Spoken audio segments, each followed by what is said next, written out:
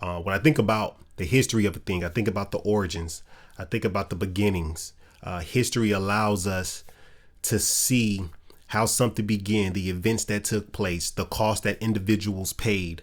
The history allows us to get a look into the failures and the successes, how things were carved, how things were formulated, how to understand what we have today, where it came from. So it gives us a solid rooting when we learn the history of something.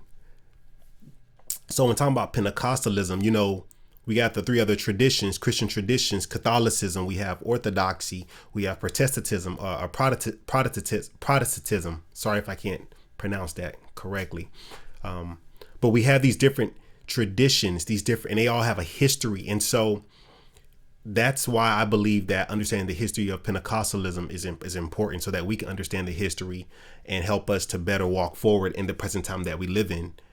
When we think about the theology, I think especially when we're dealing with Christian theology or the traditions theology, when you look at Catholicism and Orthodoxy, and you look at Protestantism or Protestantism, they all have a theology. The way that they looked at God, the way that they perceived how God looked at creation or looked at man, looked at the church, was seen in their expression of their tradition. And so the theology, Pentecostalism has a theology, the way that we express our worship to God, the way that we teach about who God is and how God wants to relate to man, is important, right? And so our theology must align with the history, but also they go hand in hand. The history, the events, the things that have been documented about Pentecostalism in the church is aligned with the theology of the church, and they're all one. You can't have one without the other. So that's my thoughts on it in 2 minutes. Blessings to you.